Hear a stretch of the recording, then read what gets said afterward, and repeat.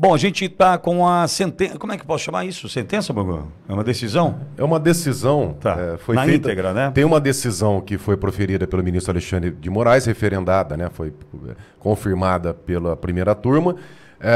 O ministro Alexandre de Moraes determinou a explicação pelos advogados. Os advogados entraram a respeito da entrevista, lá da fala do presidente. Os advogados do presidente entraram com embargo de declaração, tá? Que é ali um mecanismo, uma forma processual para o juiz esclarecer, né? Para ele declarar, para ele esclarecer o que ele quer, na verdade. E nós estamos com essa decisão nos embargos de declaração do ministro Alexandre de Moraes. Primeiro fato aqui, Pitório, eu estou analisando, é um embargo de 7 páginas. Ele foi proferido na ação penal 2668, tá? Que é a ação penal que investiga, que processa a tentativa de golpe de Estado e todos aqueles crimes do Bolsonaro. Então, o primeiro fato a ser esclarecido é que essa medida, essa cautelar, né, essa medida que o presidente fica proibido de sair ali à noite, de se aproximar de embaixada, enfim, ela foi proferida nos autos, quer dizer, no processo 2668, e não em um processo específico a respeito das sanções americanas, das atitudes, da conduta do Eduardo Bolsonaro. Então, em que pese o Eduardo Bolsonaro estar sendo investigado pelo Supremo, pela Polícia Federal, pelos seus atos nos Estados Unidos, né, de levar a verdade, de alertar as autoridades, é uma investigação à parte. Essa cautelar foi aplicada no presidente, na ação penal 2668, proibindo de dar, aliás, não proíbe mais, né, de dar entrevistas, mas enfim, aonde tem a tornozeleira eletrônica. Agora, tem um ponto aqui que eu destaco dessa decisão. O ministro Alexandre de Moraes fala o seguinte, abre aspas, em momento algum, Jair Bolsonaro foi proibido de conceder entrevistas ou proferir discursos em eventos públicos ou privados, respeitados os horários estabelecidos nas medidas restritivas. A explicitação da medida cautelar imposta no dia 17/7 pela decisão do dia 21/7 deixou claro que não será admitida a utilização de aí que entra. A utilização de subterfúgios para manutenção da prática de atividades criminosas com a instrumentalização de entrevistas ou discursos públicos com material pré-fabricado para posterior postagens nas redes sociais de terceiros previamente coordenados. Censura prévia, certo? Ou seja, o que ele quer? Resumindo aqui, ele está dizendo o seguinte, o Bolsonaro pode dar entrevistas? Pode. Mas se o conteúdo dessa entrevista for compartilhado, for publicado em redes sociais, dependendo do que ele falar, o Alexandre de Moraes pode entender como um subterfúgio para materialização de atitudes coordenadas, blá, blá, blá, prende. Então, quer dizer, é o seguinte, pode dar entrevista? Depende. Se for para a Globo, se for para a Folha, para o Estadão, resumindo, na prática, tá? O ministro vai entender que não há um golpe, não há... Então ele está respondendo... Se der uma entrevista aqui, vai preso. Ele está respondendo à imprensa que cobrou ele ontem. Sim. Agora, isso qualquer um, tá? Daqui a pouco os advogados vão começar a se manifestar. Essa subjetividade é o seguinte, não é exato. Quando você trata de cerceamento de liberdade, quando você trata da liberdade de uma pessoa e da possibilidade de prisão, tá? Tem que ser o mais objetivo possível, porque o cidadão ele tem que ter de forma clara. Isso eu posso fazer, por exemplo, você pode sair da sua casa com a tornozeleira eletrônica a partir das 7 horas da noite? Não. Há subjetividade nisso? Não. 7 horas eu tenho que estar dentro da minha casa. Ponto. Não pode se aproximar a 100 metros de qualquer embaixada? É objetivo. Tá? Pega as embaixadas que tem lá, ele deve ter um mapa em cima disso, porque tem um monte de edifício. Não pode se aproximar a 100 metros. Ponto. Agora, quando o Alexandre de Moraes coloca dessa forma no despacho dele, ele abre uma subjetividade imensa, que ele decide o que ele quer. Vai lá, João. Pois não, João. O que foi, Edson? Sou eu, não. Não, o Edson está chamando O você. Edson. Felipe Martins? Não? Ah, ok. Pois não, Bogô. Então, fica...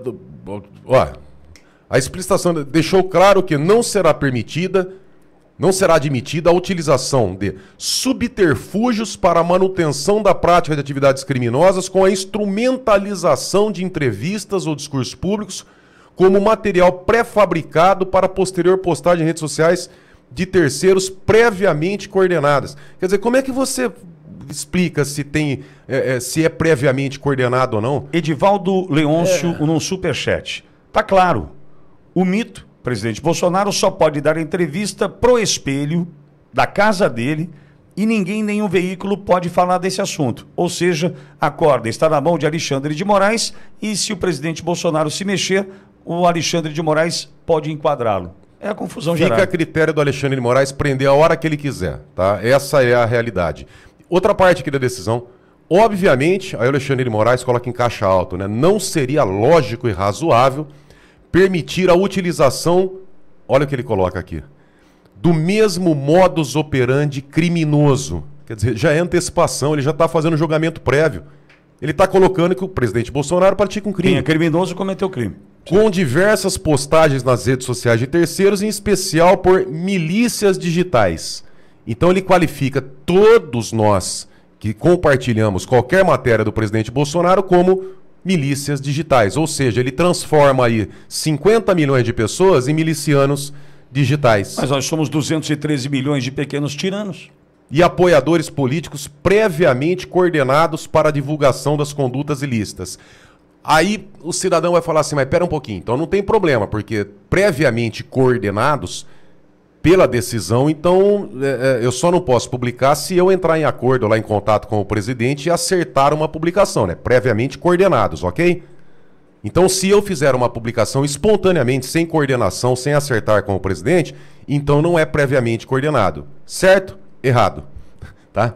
Porque no 8 de janeiro também as pessoas não tinham nenhum vínculo que ligasse uma pessoa a outra, não acertaram com o presidente, não teve vontade de golpe, não teve coordenação, não teve nada, estão presos. Ou seja, tá? Sendo honesta, da forma mais honesta com a população. Fica nas mãos do Alexandre de Moraes prender a hora que ele quiser ou não. Se ele falar assim, olha, eu entendo que essa entrevista acaba sendo um modus operandi criminoso, que acabou viralizando na internet, ele vai lá e prende. A subjetividade está nas mãos do Alexandre de Moraes. Se eu fosse advogado do presidente, o senhor está calado, o senhor está censurado, e aí fica na mão do Alexandre de Moraes. Eu orientaria a não falar mais nada. Para ninguém. Para ninguém. Porque se falar, o Alexandre de Moraes vai decidir. Bom, isso aqui eu prendo ou eu não prendo. Isso aqui, o que ele vai fazer? Ele deixa em aberto para ver o momento. Bom, o momento dá para prender Bolsonaro? Por exemplo, o momento do brasileiro que começa a ganhar as ruas. Isso está incomodando. Sim. Isso está incomodando. E é por isso que a gente tem que fortalecer. E veja, a situação é tão absurda, tão grotesca, que vamos supor que o presidente vai lá e dá uma entrevista hoje, certo? O presidente vai lá e deu entrevista hoje. Hoje, o que eles fazem? Segura. Hoje não está muito legal. Semana que vem tem uma manifestação muito grande no Brasil. Aí um Lindenberg, dessa turminha aí, pega a entrevista de hoje, representa para o Xandão, né, porque o Ministério Público é figurativo numa dessa, acabou. E aí, com base numa entrevista de hoje, depois de uma semana, aí o Xandão fala, essa entrevista aqui não pode, prende. Então eles vão analisando o momento... Porque perdeu o Daniel Silveira por um flagrante perpétuo, né? Eu queria ouvir o Dr. Beto Simonetti, presidente do Conselho Federal Nacional da OAB. Bom, depois que aconteceu com o Chiquini ontem, ele não se posicionou até agora. Hein, ô Betinho? Hein? Betinho? Betinho? Beto Sabonetti. Betinho, explica essa decisão para nós aí. Agora. Cara, como eu queria entrevistar o Beto Simonetti, presidente da OAB. Para ele explicar essa decisão. Vai dar entrevista no Estadão, na Folha. Vai lá, doutor Beto Simonetti. Explica para nós essa entrevista, essa decisão aqui. Quais os limites da liberdade de expressão do presidente Bolsonaro? Não, e censura prévia. Censura. Aliás, não sei nem se é só censura prévia. É prisão prévia. Agora, o Bogô, estão dizendo que isso está aumentando o capital político do presidente Bolsonaro. Também estão avaliando isso, hein? Estão avaliando isso. Olha, eu já ouvi de várias pessoas, tá? Inclusive de pessoas que são da esquerda. A humilhação que estão fazendo com o presidente Bolsonaro, ninguém gosta, ninguém aceita isso aí.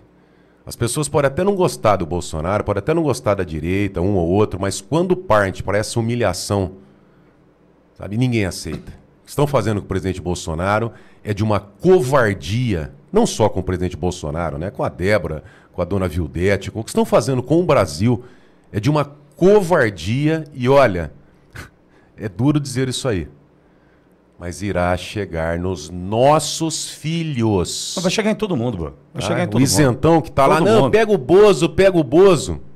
Pensa nos seus filhos, porque vai chegar.